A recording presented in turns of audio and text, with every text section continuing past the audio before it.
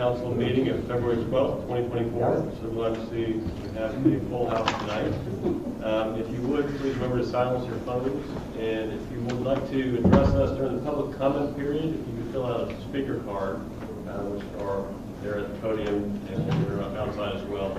It'll help us keep track. We appreciate that. And let's begin this evening, if you would join me, please, with a moment of silence.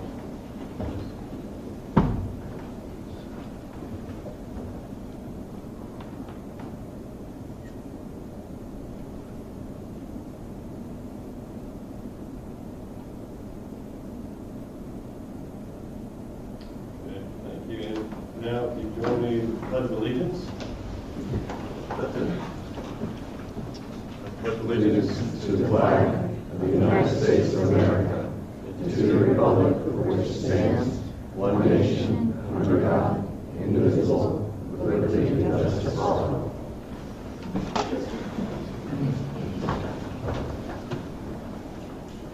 All right, let's get to it. Mr. City Manager, is there any old business? No, sir. Okay. We have a consent agenda. Is there anybody on the council who would like to remove any items from the consent agenda? None. All right. Is there any public comment on the consent agenda items number 2 or 3? Seeing none on that, let's close the public period for that, and the motion will be in order. Move to approve the consent agenda. Second. Motion and a second. Lauren, please call the roll. Councilmember Guthrie. Aye. Councilmember Hall Harrison. Aye. Councilmember Wurtzel. Mayor Lott. Aye. Okay. Now is the time for the public period. So if anybody has anything they'd like to address to the City Council on an item that's not otherwise on the agenda, now is the time. If it's already on the agenda, we'll get to it later and you can address us then. But this is a general public comment period. Anything at all? Okay. All right, let's close the public comment period and move on to decisions. And the first one is the mayoral nomination for appointment to the Orange County Community Action Board. Lauren, would you please introduce that item for us? Yes, sir. The Orange County Agenda Development Office contacted the city advising that Maitland was up next in the rotation of municipalities to nominate a candidate to fill a vacancy on this board. The candidate needs to be a currently serving elected official, and the meetings are every other month on the second Wednesday at 4. The memo, the Orange County Resolution 2007 M-19, and the application were included in the package. Okay, thank you. So we have the opportunity to, for Maitland to be heard on the county's Community Action Board. And if, you know, I'd be happy to serve on that board for us, or if anybody else would like to be on that board, let me know. We can do it that way. I can serve and have an alternate, or somebody else can serve and choose one just for an alternate. But it has to be an elected official, it has to be one of us. I nominate the mayor to serve. I'll second that. Okay. It's just a way of appointed the legal person. You know, Oh, you appoint yourself? Even Very with good, our guy. fund You're ranking king. system? it'd be nice to have that. Okay, so King John. All right, I go with the third. I'm the third myself. mayor, All right. mayor. Nominated Councilmember Walker. Yes. And you want to do an alternate? Yes, and it looks like from the bylaws that can be done at any time, but I can, if anybody would like to be the alternate, please let me know, because that would be helpful. We don't have Mike Wild here, he's coming later, but we have 4 out of 5. Anybody interested in? Should we nominate Mike because he's... Yeah, let's do it. Let's do it while he's not here. That's awesome. Alternate Mike Wild.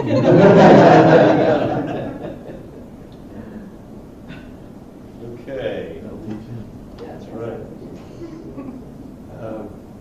All right, the next item is a scheduling item, and Lauren, would you please introduce that?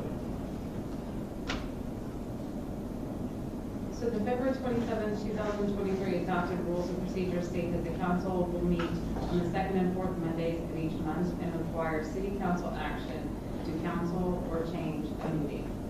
The city charter and city code require council to meet regularly at least once per month. Due to the second scheduled meeting of May coinciding with Memorial Day, a city recognized and observed holiday, staff is requesting that council either cancel, move, or reschedule the May 27th, 2024 meeting. At this time, there is nothing time sensitive for the second May meeting. If something would arise, a special meeting will be called. Okay, does anybody have any questions for Mark or Lori on that? Let's open it up for public comment. Does anybody from the public have any concerns about that meeting on the second Monday in May? Okay, let's close public comment on that. And I guess the question would be, do we have anything big coming up that we need to? Nothing on, Pretty simple. nothing on the right. And if something comes up, the mayor can call a meeting. at any That's time. true. I feel good about them just, I guess I'll make a motion just to, scrub that one for the next one. I don't know if that was a motion, but I think Motion to I. scrub. Motion to scrub. I second the motion to cancel the meeting. Yes, thank you. Okay, we have a motion and a second. Lori, would you please call the roll? Councilmember Wurzel. Aye. Councilmember Guthrie. Aye. Councilmember Hall Harrison. Aye. Mayor Lowndes. Aye. Okay, it is scrubbed. The discussion item for this evening, which may be what everyone's here for, is the waterfront structure issue at 70 Minnehaha Circle. Dan, would you like to introduce that item? Yes, sir. Good evening, Mayor and Council. So this item is about the boat dock that's currently on 70 Minnehaha Circle. So back in July, staff received an application to reconstruct the boat dock that's been damaged and in need of repair. There was two problems that staff discovered during the review of the application. The first one was that the Orange County Property Appraisers has listed the property owner as the Minnehaha Shores Homeowners Association, which was dissolved at the time of the application. So effectively, the applicant could not act on behalf of the owner because the owner was a dissolved HOA. The HOA was originally formed back in 1958, but it was dissolved through a change in the process in 1992. After speaking with the president of the HOA, the former president, they did reincorporate on January 31st of this year, so it is back in full effect as an incorporated HOA. The second problem that came about during the review was that the dock is constructed on city-owned property. So the dock was originally constructed in '59 and replaced in 1990, and then the ramp of it was replaced in 2001.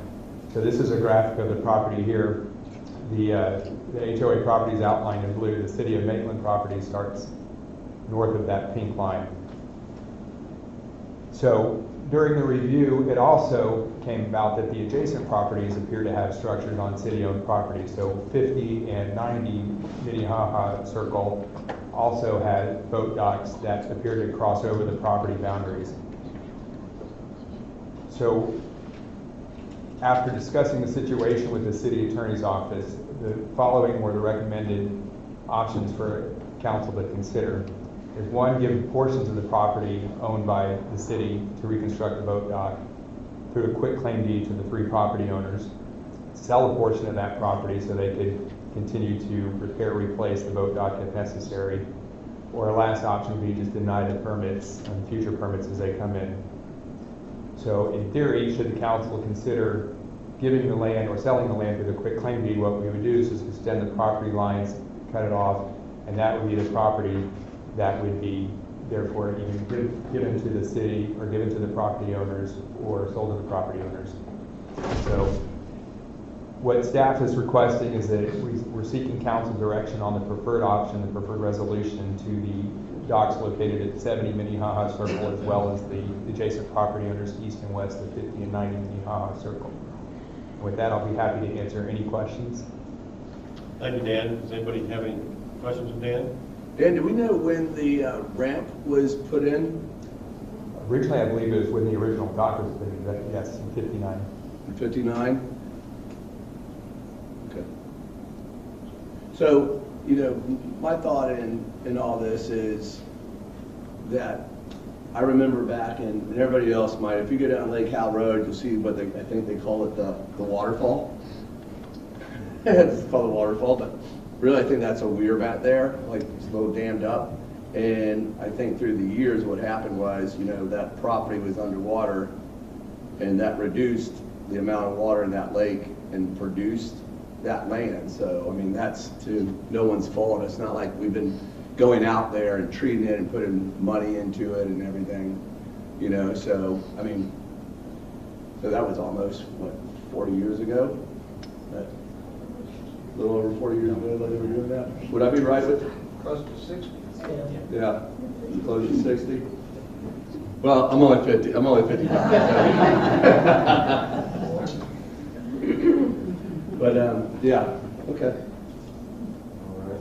So just for fun, as purpose of discussion there, what Vance is describing is a concept called reliction, which under the concept of how land works, if the water level naturally decreases or decreases because of a factor that is beyond, you know, someone literally pumping it out themselves, that land doesn't lose its nature or quality as being owned by a particular party. So while I agree through no fault of their own, it doesn't avoid the land rights that existed there before the water level diminished. So because I deal with this in my day job, there is a discernible property right there. So it's important to recognize that in our discussion. So I just wanted to make listen, you do this all day long, so I wouldn't disagree with you.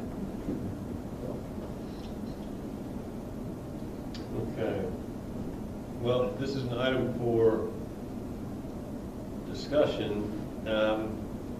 And the proposed resolutions to this are for the council either to sell the property to the HOA and the homeowners, or to donate the property to the HOA and the homeowners, or to not do anything with it and leave it as it is. There's probably something else in the universe of possible options out there, but I don't know. I mean, I have an option, but I'll hold off on my thoughts for it. Well, go ahead. No, this is discussion. Well, my thought was, you know, was really, we can't access that land other than vote, right? And we're not going to build on it. We're not going to do anything with it. But what I would suggest is that, you know, we give it over to those 3 pieces of property with the understanding that they will bring up their whole shoreline vegetation up to code. That means, you know, you've got things like duck potato you can put in, really beautiful plants in your shoreline area. You can do cypress trees, you can do red maples, you can do, I think I wrote down a few of them. You could do some rush in there, some pickerel weed, duck potato.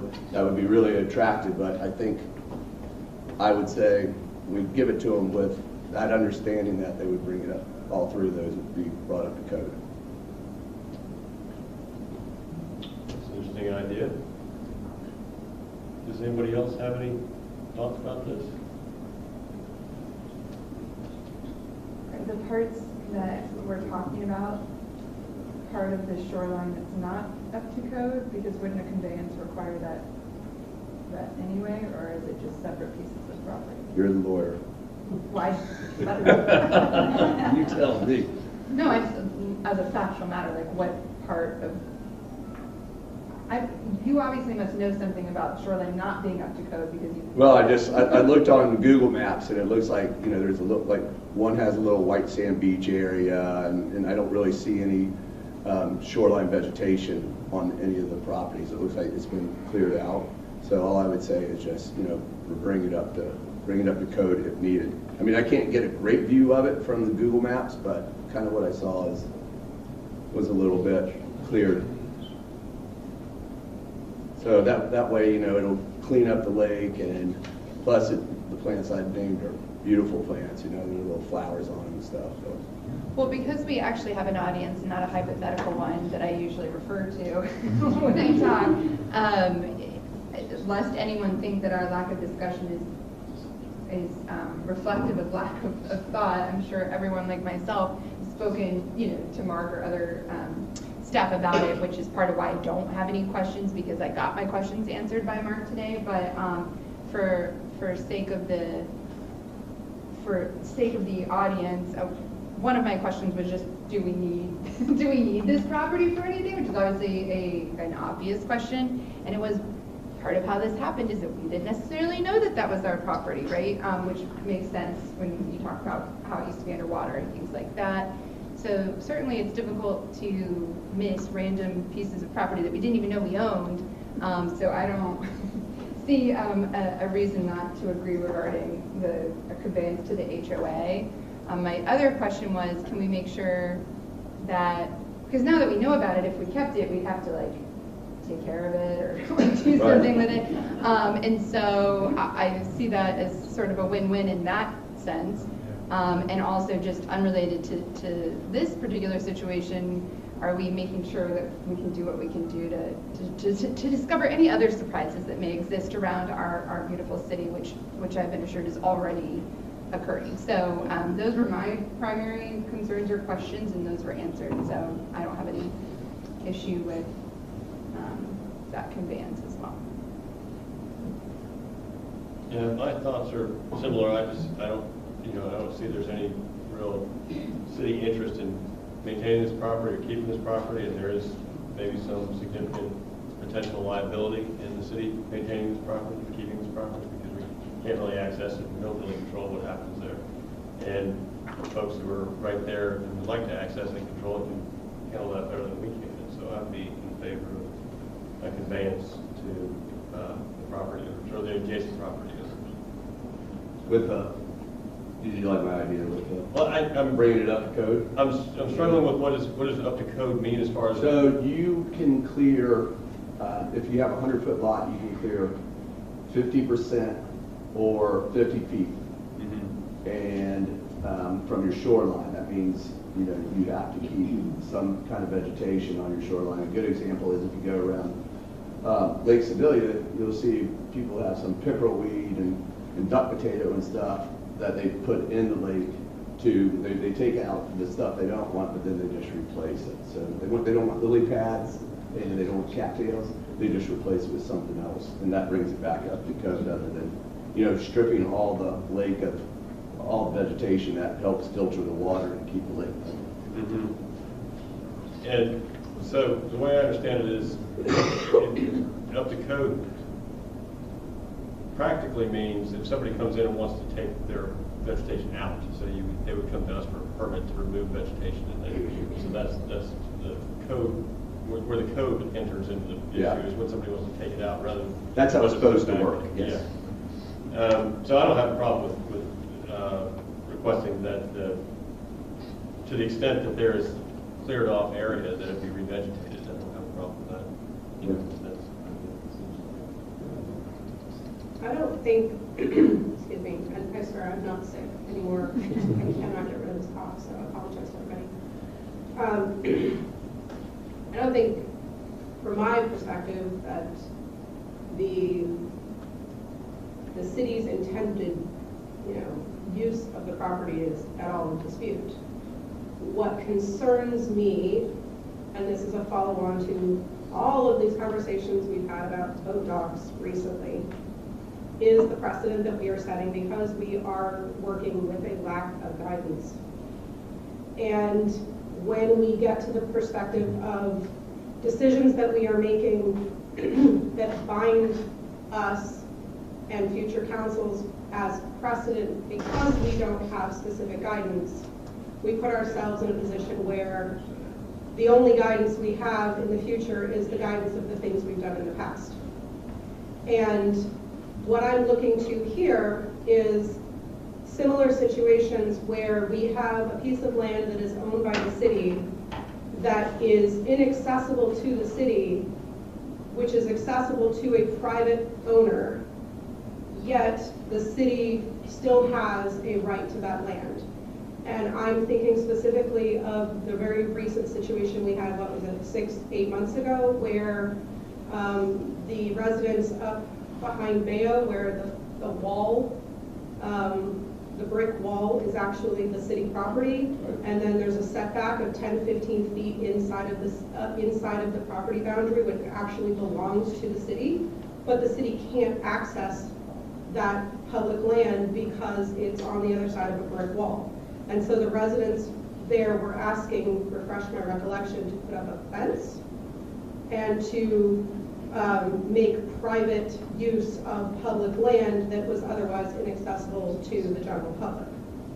I believe in that situation what we did was we provided an easement agreement with it was a use agreement which required the residents to privately maintain the land, but it was still public land, and we weren't giving away the ownership or the right of the land, but we were giving the private residents the right to use the land and to maintain it in a way that was appropriate and was customary with what the city dictated.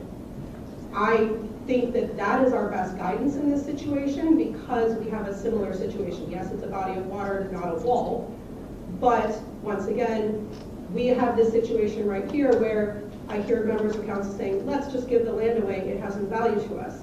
What if we have a situation where there is a piece of land, and we have a few of these small slivers and pockets of land that exist because we don't have them properly mapped out in GIS or whatever. What if one of them exists next to somebody's house, and it's a perfect opportunity for them to put in a second driveway, and that is something that would increase the value of their land to them, and they want us to give it to them based on the precedent that we gave this land away here, and we say, no, we see that that land has more value, so you have to pay us for that land.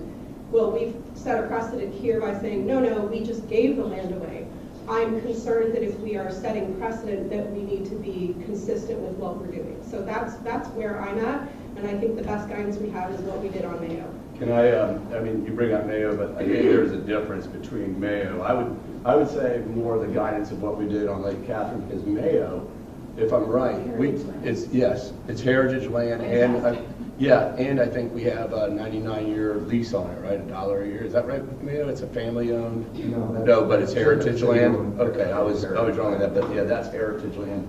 So I know, like on Lake Catherine, the gentleman wanted to build a dock, and we gave him a sliver of land to help him build that dock. So I think really it's more of that style that we've already done. So that's why I have no problem with this. And I mean, like you said, we can't access it. All it is, I mean, and we're not going to access it. Then we have an upkeep on it, so then we have to go out there and clean it up and do all that. I just think it's best to, just give them the land and. Well, I will say. Go ahead.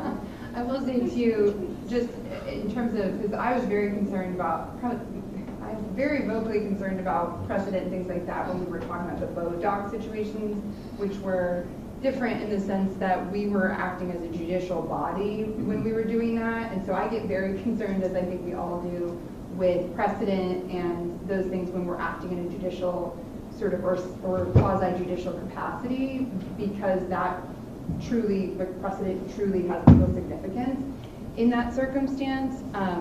Whereas this is just asking for our, sort of like permission or direction to make a decision about land that we own. I see those as distinguishable because I don't think that we create a legal precedent in that sense. Now, only because it hasn't yet come before us as a denied application. If we had not had this meeting and this discussion tonight, and this application had gone through, it would have been denied, and then it would have come to us on appeal. So we would be in the exact same position. But in the other situations, like the other ones that come before us, it hasn't been brought to me as a manner of this being a solution when postured this way. And maybe my opinion would be different if other things did come to be postured that way. The only example is Mayo, which is distinguishable in that it's heritage land.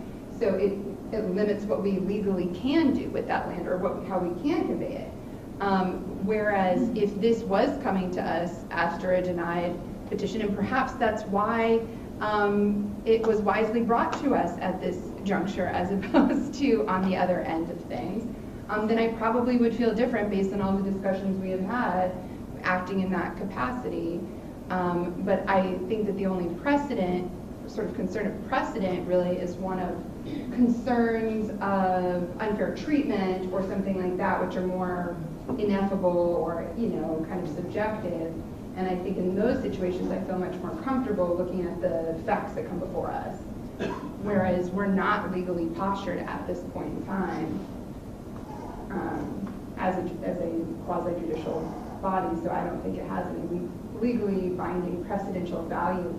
Cliff, am I wrong on that, or are you? No, you're not wrong. It's actually interesting because there's quite a bit more to this process than you might think. But once you landed on this is what we'd like to do, and turn to me and say, now how do we do it? Then I'll get into that, unless you want me to get into that now. It's not as simple as saying, oh, just give it to me. Okay, I would like to know more about that now. Well, it starts with the fact that based on your charter, 7.05, something that certainly Mr. Lowndes will note, Mayor Lowndes will note from long standing, every city-owned piece of property has to be classified in the city. And I have it on reasonably good authority, that is, Mark, that this land doesn't seem to have been classified. If it's classified as anything other than government purpose other, it is heritage land, which requires a referendum to convey or lease it to anybody. Now, Ms. Hall Harrison's suggestion of a use agreement isn't a lease and isn't a conveyance. So that is one way to avoid a referendum if it were to be classified as any of those things that are heritage. But if it has not been classified, step one would be it's got to be classified.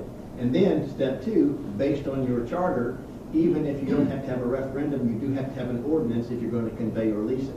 So the sort of niceness, if you will, of Ms. Hall Harrison's suggestion is it doesn't require either a referendum or an ordinance because it's not a conveyance and it's not a lease. And it's not heritage lands yet because it hasn't been classified, so you could have the opportunity to classify it as government purpose other. The referendum happens if you change its classification. And so if you're giving it away, you're by definition changing its classification because it's no longer city land. And it would require an ordinance and a referendum. So it's not classified now? As far as what we know, I mean, the interesting thing is after this charter amendment passed, which was in the 80s, I believe, all lands were supposed to be classified. And there is a list, I've seen it, that has all these lands, but they're described by names that today would not make sense to you or me, except some of them. Like some will say that the hill property, and like, what's the hill property? That happens to be the property we're sitting on, but I only know that because I did the research. And so it's got some generic names that meant something to the people who were here at the time that I don't know what it means now. And I don't recall, but that doesn't mean it's not there, any lake bottoms. The first experience I had with lake bottoms being owned by somebody else other than the state of Florida was Lake Jackson, which was literally my first case. You heard me mention here many, many years ago, back to 1998, because you all, the city, owns the bottom of Lake Jackson because it's not a lake, it's a borrow pit that we call a lake, but it was a borrow pit used to build I-4. So are there any liability concerns with making it a use agreement, as Mayor Lowndes kind of suggested at one point? Well, that's sort of the interesting other part of this. By having lake bottoms, and if someone runs a jet ski into a dock on a lake bottom, the property owner is us, there's an issue there. So from a liability standpoint, you would argue, let's let them have it, so that when that jet skier runs into them, or a boater or whatever at midnight and run around with a little bit of alcohol and too much partying and smacks it, the city is dragged into that lawsuit. But there are some steps to do that that are not onerous but laborious. So can I ask a kind of a foundational question? Is the dotted line there, is that represents the city's property as far as we know? The dotted line would be, if we convey the property to them, that would be the dotted line. That's just the extending the property lines is the solid yellow line here. I guess we rephrase my question. Why does the city own Lake Bottom? Why is there any other part of Lake Minnehaha how did that come to us? Actually, this came to us through a quick claim deed that in 2001. It was a trust that was given over to us, and I'm not sure why or how, but that's what the records show. So it was quitclaim to the city in 2001? I don't know anything about it, but. Did we So accept this is the entire property here, is purple, is the city-owned property. And we're just talking about this little area here. So back in 2001, Betty Buckley quitclaim deeded over to the city. Did we ever accept it? Yeah, as did far we as you know? accept it? Yeah, she might have filed one, did we accept Because, it? yeah, if we didn't accept it, it's not the same.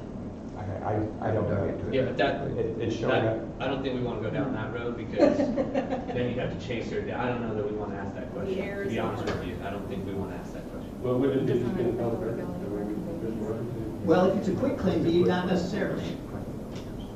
Yeah, but We wouldn't know. no, you don't want to. I mean, I'm just suggesting that, you know, it's one way we would not be in this particular yeah, but decision then, tree. And it's her heirs have to do. right, then we'd have to go figure out who would fix it. I don't know if that's a. And so we don't know what the transaction was or anything, having to do with 2001, it's just somebody just all of a sudden. That's what the records show, and the property appraiser shows us as the owner. That's what the research came up with. I don't know about whether we officially accepted it or not. So there's a chance that we don't really own it, I guess is what I'm saying. There's a chance. There's always a chance. So you're saying there's still a chance? So we're talking about the whole Lake Bottom issue, right? Yeah, because that, I mean, that's just a minor part of it, what we'd be giving away, that's, our problems are bigger. If that big parcel is being quitclaim, just makes sense. Right. And so you're,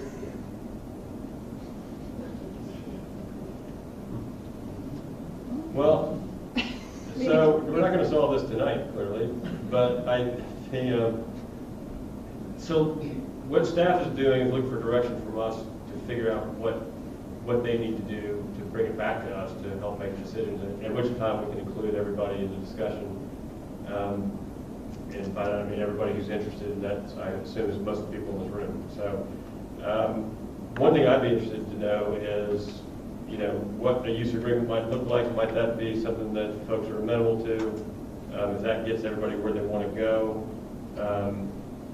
you know, and the other issue was, and I don't know that we got the full story on this before tonight, but we can get it before we meet next, which is the heritage land issue. If this was an actual consummated transaction, do we need to classify and then have a referendum if we want to get rid of it? Because if that's the case, I mean, we're talking.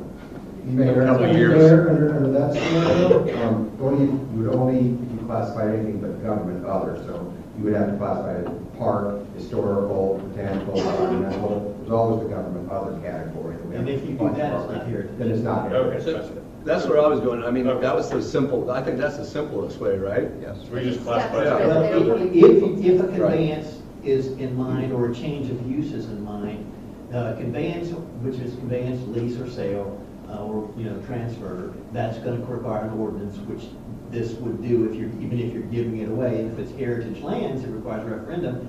But it first has to be classified to be heritage land. So if you classify it as government other, then it's not heritage lands, so you solve that problem. And it's not a change, because we haven't. Right, and it's not a change. And then all you have to do is do the ordinance, which is 2 readings. so the use agreement though, the party on the other end of the use agreement is who?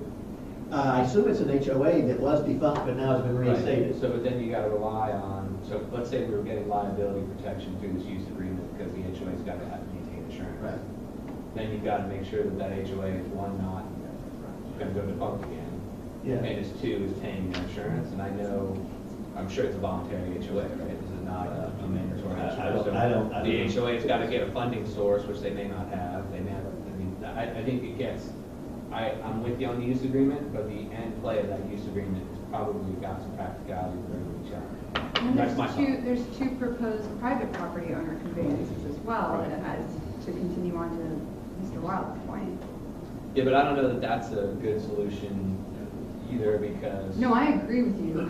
Yeah. I just think that further is further support to your point, essentially, that it's multiple parties that we would be having a use agreement point. to me, if the only part of the calculation, and I hear that Ms. Paul Harrison has a kind of a different perspective, but in terms of the cost of a labor cost of an ordinance, does not seem to me a reason to not do what we otherwise are inclined to do, if that's what we're otherwise inclined to do. I do think that the cost of liabilities that are potentially involved within the use agreement are a concern to me. So that's why I think that, doing a couple rounds of reading on an ordinance. Yeah, I would kind of look at it more in terms of, it's in my simplistic view, it would be more akin to a vacation of a right-of-way. I mean, where the city has an interest in the land until it no longer has an interest in the land. If somebody asks for part of the right-of-way that's no longer being used, the city just, by ordinance, turns that over. And in this case, I don't see the city really has an interest in any of this property out here, and other people do. So I would be happy to convey our interest in it if that solves the problem. And for the reasons you pointed out, that it kind of gets us out of the business and out of the liabilities of it. It's like when someone's willing to pick up your couch, or to take it for free, but you gotta come and get it. It's kind of like that.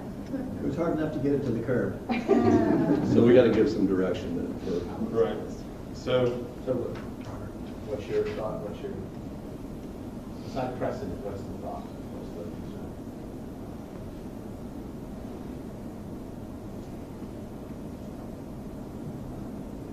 I mean, every piece of land is unique.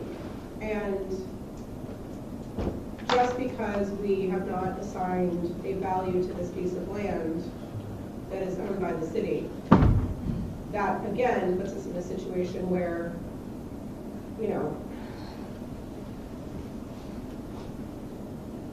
what if we have a resident who lives adjacent to another piece of public land and they don't obtain a survey, or they have a survey and they ignore their survey and they decide to build a shed or something more permanent on the public land that belongs to the city, and 10, 15, 20 years go by because it's behind a crops of trees and we don't see it or whatever, and then at some point, for whatever reason, it comes up because they want to redo the shed or something of, let's say they're housing something extremely difficult to maneuver or whatever. And now all of a sudden they come in front of us and they say, well, we've done it for so long, we ignored our survey, and we have by our entitlement right to this land, even though it's the city's land, but because we've been using it for so long, you should just give it to us because we want it. And I'm not saying that's the situation here, but it's akin in terms of the parallel of the facts. And if we are putting ourselves in a situation where just because we don't assign a value to this piece of land and we're willing to give it away, just because that happens again in the future, someone may say, oh, well, all right, I'll just build something, and if the city doesn't notice it, and then I want it later on, then I'm going to have the city give me the land. Well, that's acquiring land without any value to it. Well, what if the land does have value? And I think that this land belongs to the city, and one way or another, this is city land. So if we are conveying it over, then it should have a monetary value attached to it. I don't think we have to go as far as getting an appraisal, but there should actually be a monetary value attached to it, that consideration is paid, and that this actually is a sale of property. And that would be my only other solution, because we do put ourselves in a position that if this happens again, someone is on notice that if they want to take land from the city and use land that belongs to the city, and then later require or ask the city to give up that land, that they're on notice that they have to pay for it. So land has value, whether or not it's sitting in the middle of a body of water or not. That land has value. Whoever the person was who conveyed it to the city, it came from a trust. There was clearly an estate attached to it. They must have seen some value in conveying it, probably because they didn't want to pay taxes on it. That in and of itself has value. So obviously I take this issue very personally, but I think it's because we have to be very careful about how we manage our land for our residents, which is the entire city.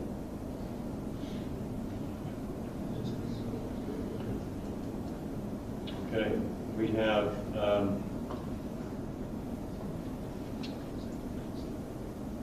discussed, and I'm sure sure city manager is taking copious notes as. With question marks behind it. But, I mean, I think some facts have come to light on this tonight that I wasn't aware of, so it's going to take me more time and more discussion to hear other opinions. But, you know, it sounds like generally, this is not something the city wants to retain the, if not the possession, the use of, certainly. So we're either going to, the consensus seems to be to let the HOA and the property owners use it, if not have it. So maybe we can, you know, Mark, you can kind of parse out what you've heard tonight and see if you can, if this comes to any more head, or if you need more from us on Well, this. It's not a decision item, so we can't come to a decision tonight. I am looking for direction, and if I can rephrase it differently, regardless of which way we go with the use agreement, which obviously has pitfalls that we've discussed tonight, or just a quick claim deed to give it over to the three entities, the first thing you need is a legal description, 3 legal descriptions. So if you're willing to, one way or the other, do that to provide that conveyance, the first thing to do is get the legal descriptions. I'm assuming the HOA or the property owner will be doing that for us, because we shouldn't be spending taxpayer money to give them property. So that would be the first step. So get a surveyor out there to get those legal descriptions. This property is not on our heritage land list, whether it's been designated or not, I can't say. All my intuition says it has likely not been designated, because the city has actively provided permits to private property owners on these properties, so there's no knowledge on the city's part that we possess this property. So the next steps would be to come back with that information, so you can make a determination on whether you want to do a use agreement, what repercussions those would have based upon the legality, the liability, or whether you would just not claim ownership of it, do a quick claim to the 3 entities, 2 private property owners, the HOA, and be done with it. So, Do you have to plat this? no, sir. You don't? No. So, 2 questions. All 3 of them? You can separate all 3 of them by means and bounds? Yes. So, And then the remainder is just the remainder. Yeah, Just we would retain ownership of the wet part of it, the wet. Well, it's all, So, so the starting point, though, is we're going to have to classify it. yes, destination. So, yeah, and is that an administrative function? Or is That's a resolution. Okay. Yeah. So that's the first hurdle, and if we classify it as something other than government other, then that Then- dictates where we're headed with it. Then, yes, then the And discussion. classification would be the case, if we found it and nobody wanted it, that's what we would do anyway. In other Yeah. words, that's something we're supposed to do with all city-owned land. Right. So is that something we need on at the next meeting to vote on? Pretty easy resolution. Yeah. So there's two meetings, right? It's 2. For an ordinance to sell, or Yeah. convey. But the resolution is one. Oh, is it just one for resolution? Yeah. Oh, Yes. good. Just one Good. person. if we're gonna talk about spending resources, my suggestion is we don't spend resources on the use agreements back. That'd be my thought. You go at it versus either the sale or conveyance, because I think the use agreement has too many problems. Because I don't think we're setting ourselves up for success to have to monitor a use agreement. And that was one of the pitfalls when we did the Schiefer Decker Wu deal a few weeks ago, was that there were insurance requirements there between the 2 parties, but we have no really ability to monitor whether they're maintaining that insurance. And that would be sort of the same thing with the transaction like that. We'd have to constantly keep on that to make sure that it's provided on an annual basis. If we dropped off the use agreement and went either a sale of the property or just a quick claim it, the question on the sale would be, how do you determine value? And the only way to determine value would be to get an appraisal, unless you want to go off the assessed value that's on the Orange County Property Appraisers website, which I have pulled up here. It's $120 for the entire piece. Yeah, I don't know that we want to get. I want to bid. Yeah, I don't know that we want to go there. I mean, that gets complicated too, because lakefront property is worth more than $120 worth. But what?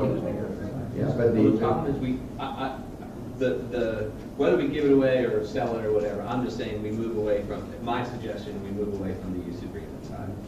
I don't think that's worth, if we're gonna start digging into this and discuss alternatives, I don't know, John, that's just I've been a part of you have too, being a part of voluntary HOAs, it's, depending on who runs them, sometimes membership falls out and then they don't collect dues, and then so you gotta try to get the funding to put insurance in place, and I'm not sure how much liability insurance on a dock costs, but it's not free. So. But it's not free, and it depends on your coverage, but we would want millions. Yeah. Right, we would want million. We would want millions, and it would be, I think, just be complicated to enforce it, and any term, we'd almost have to collect it in advance and do 5-year agreements and say, pay for your insurance 5 years in advance and give a 5-year easements, and then just keep going each time. And that Which just, is a monitored night. right. It just sounds like this gets, so I think no matter what, it's a disposition, and whether there's concerns about sales versus just giving it away, to me, that's a secondary, but I think we should move to not spend the resources on a use agreement. Okay. So then in if that's the consensus of the city council, in either case, they'll get back to the bottom line. We still need a sketch description of what we'd be conveying. So Yeah. before anything happens, that needs to happen. If we can pull that together, I can bring information back regarding, if we bring back a resolution, which sounds like we're going to be doing anyway, just as a matter of course, we can do a little bit additional resource when we bring back that resolution to designate the land.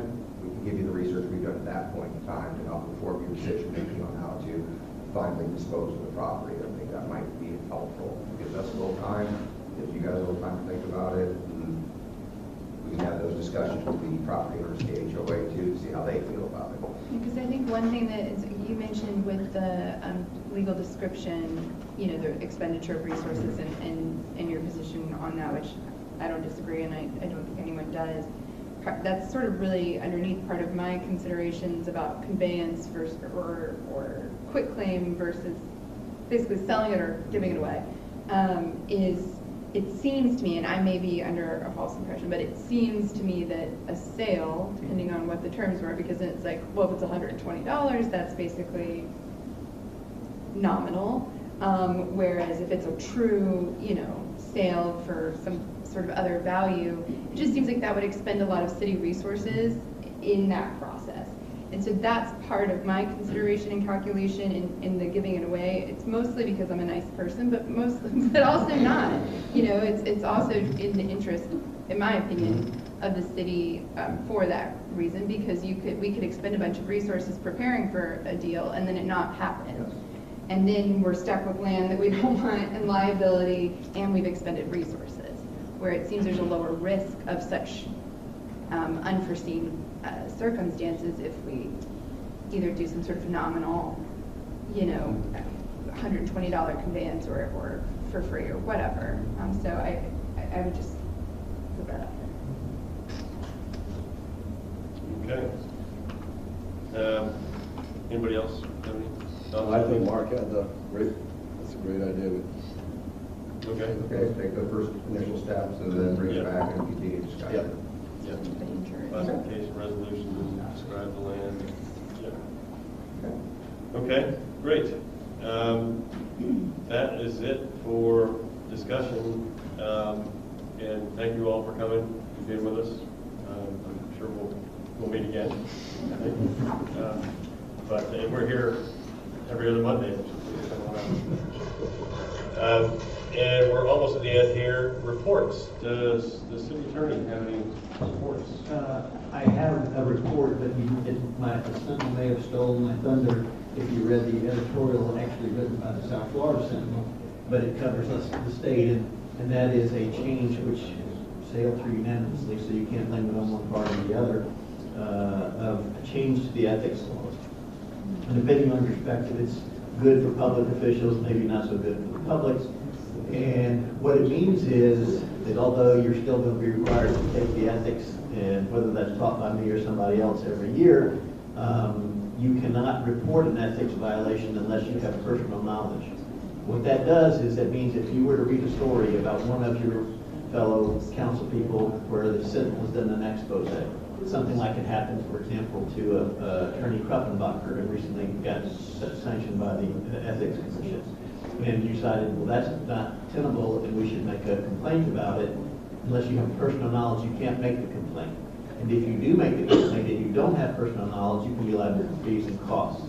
So it's put at a huge wall roadblock, if you will, in front of enforcement of ethics laws, because even if you bring the case based on personal knowledge, if the official defeats the case, you have risk for attorney's fees and costs. So again, depending on how you do it, it's either a good thing or a bad thing, but I think it's pretty clear that from a public protection perspective, it's not a good thing, but it is going to be, if it's not already, the law.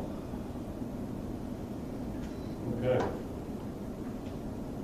More good news from Tallahassee. Yeah.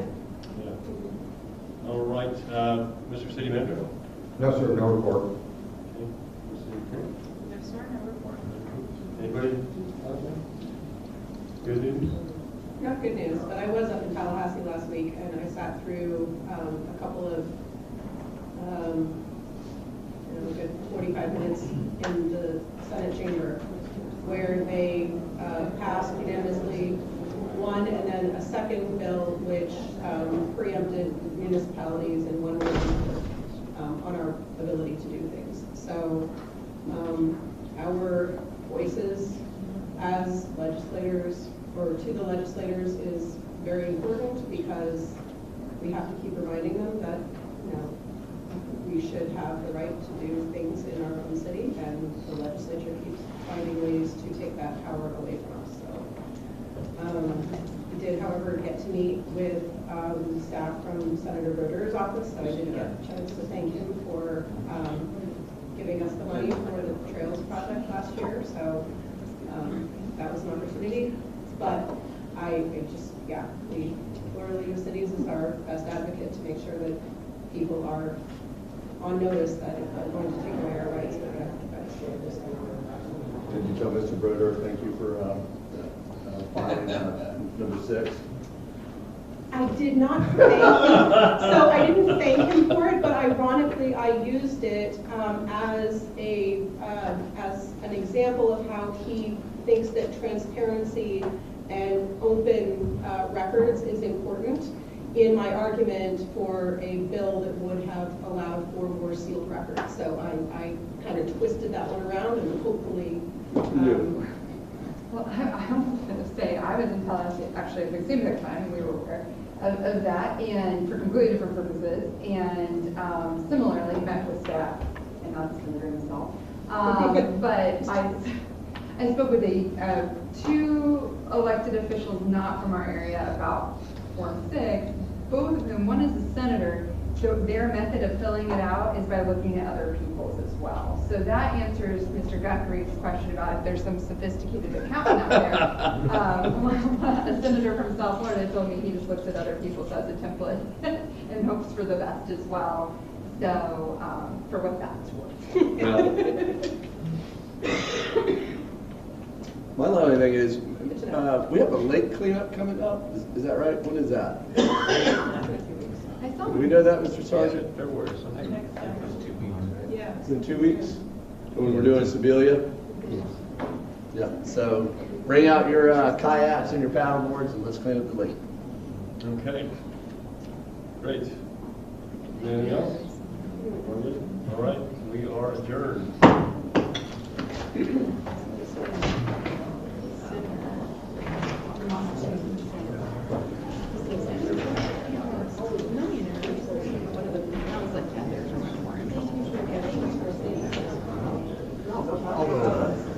John, we took it for very positive.